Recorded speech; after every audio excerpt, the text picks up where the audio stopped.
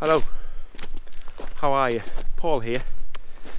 Oh, hope you're doing alright, hope you're doing better than me, because in order to get into this position I'm at now, I've slipped twice, cut my knee.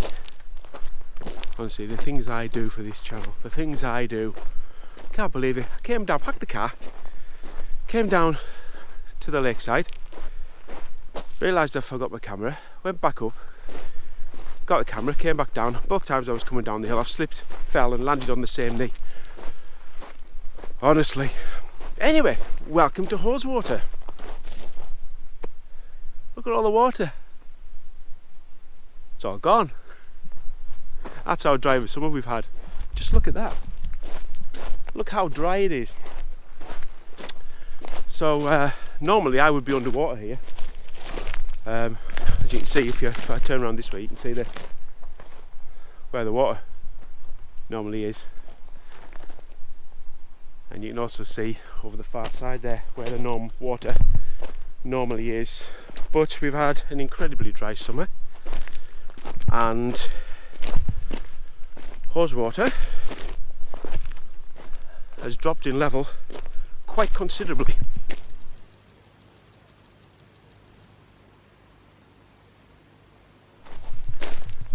As we're walking along here, and as I try not to fall anymore, we can do a little bit of history and a little bit of rewind. Now, if you watched my last video, Thirlmere, I was telling you about how Thirlmere became a reservoir, and it was all to do with the city of Manchester, and how in the mid-1800s the city of Manchester was expanding and needed more water. So after a considerable search, they decided to look at three places to get the water from. There was Haweswater, Ullswater and Thirlmere, and in the end they decided to go with Thirlmere. So in 1893 a dam was built at Thirlmere, raised the level of the lake and supplied Manchester with its water. Now once we got into the early part of the 20th century, Manchester again needed more water. It's getting muddy here, let me try and get a bit higher up. Manchester again needed more water, so they looked again at Haweswater and Ullswater, and settled on Haweswater. So they applied for permission to dam Haweswater and raise the level of the lake. Now, in the last video, you might remember me telling you that when they flooded Thirlmere, there wasn't much of an outcry locally. There was a small pressure group, but really it went through quite quickly.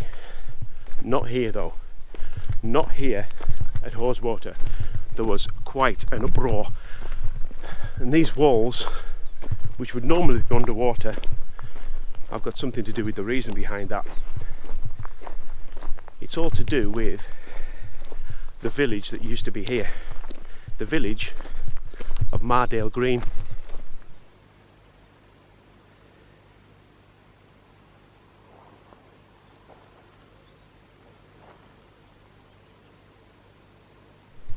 Now at Thirlmere, whoa, slippy.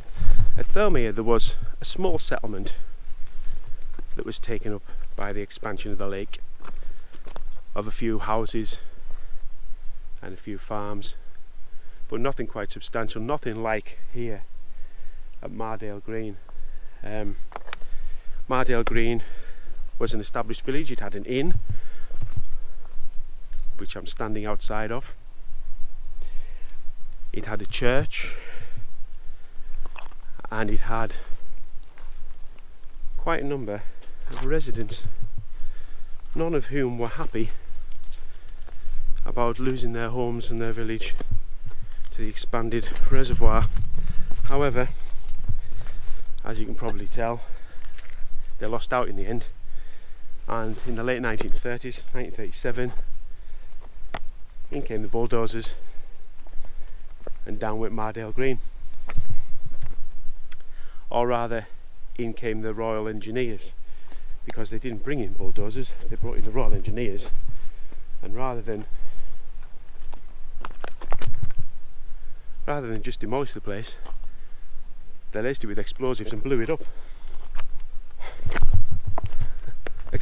explosives practice, apparently. But that's what's happened here. Royal Engineers came in and blew it up. I mean, could they? There's a couple of dips in the ground there. Could they be from explosives? Quite possibly. Quite possibly. Look at these tree stumps here. These are normally well underwater. This is a bit of an ancient woodland. Small copse of trees, and these ruins here. Now, I think, if I'm not mistaken, this is the ruins of the old inn that used to be in Mardale Green.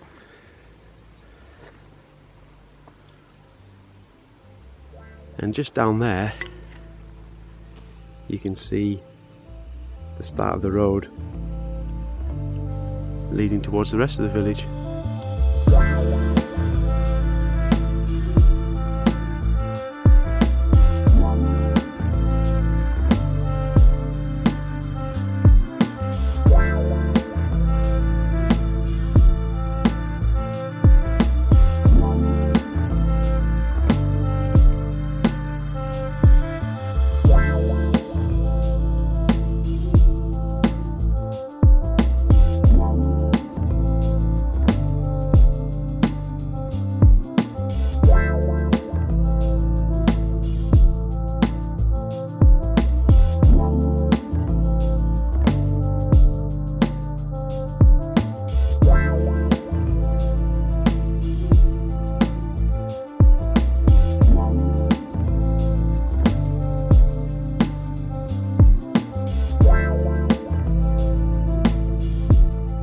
It is absolutely fascinating walking around here.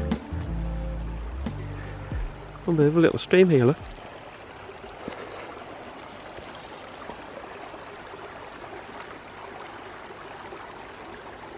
Unbelievable. Some fantastic scenery around here with the fells. Oh, marvellous. Absolutely marvellous.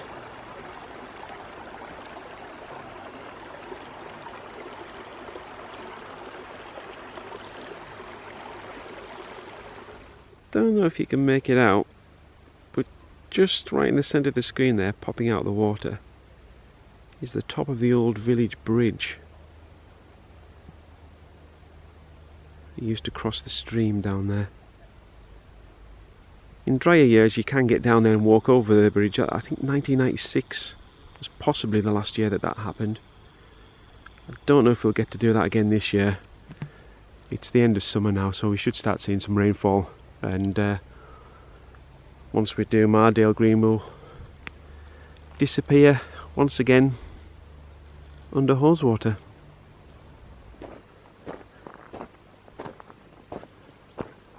Some more ruins here, look.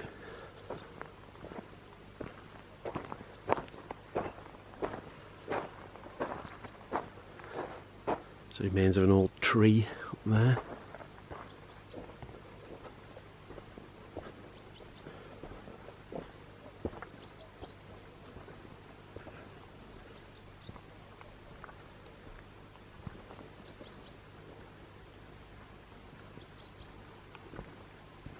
It's extraordinary how these walls have lasted as well as they have, because they're just dry stone walls,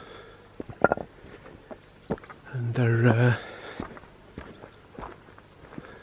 quite remarkable. Little gate posts. There's one over there as well.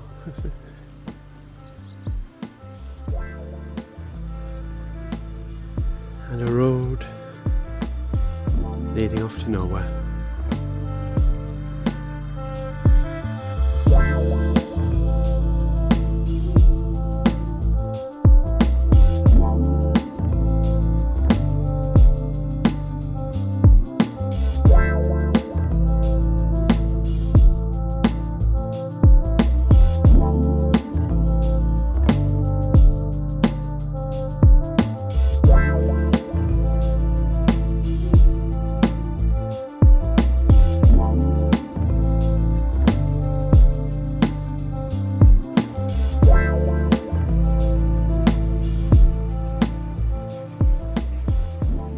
see this area here. This area here. Now, I might not be correct, but I believe I am, looking off all maps. This was the churchyard, and the church was the only building that wasn't demolished with explosives by the Royal Engineers. The church, after its final service in 1937, was dismantled brick by brick and kept to one side. All the people who were buried in the churchyard were exhumed and reburied at Shap. And this is getting boggy.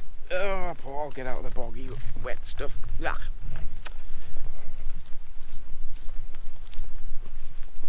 There we go, that's better. So as I said, after the final church service in 1937, the bodies were exhumed, reburied at Shap, and you can go and see all the gravestones are all there in Shap churchyard. And the church building itself was dismantled brick by brick, and the bricks and the windows of the church were used to build the water extraction tower, which is just round this corner.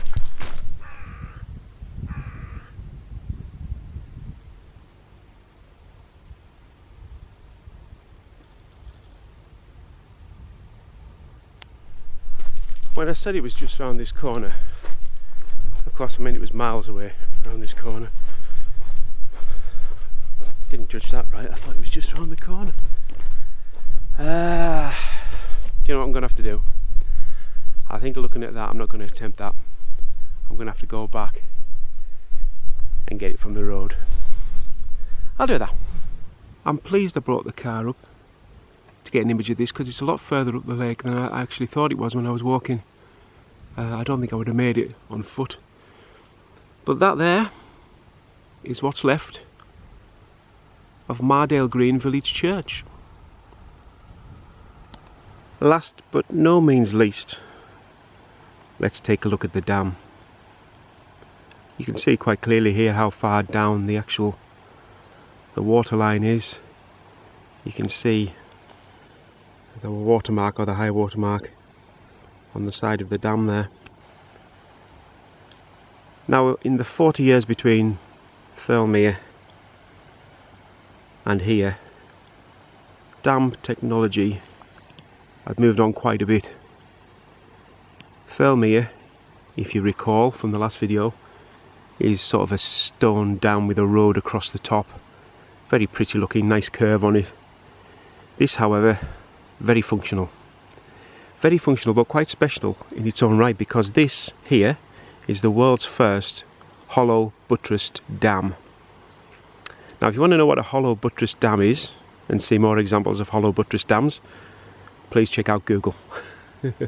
Don't expect me to explain it to you. It's a hollow dam with buttresses.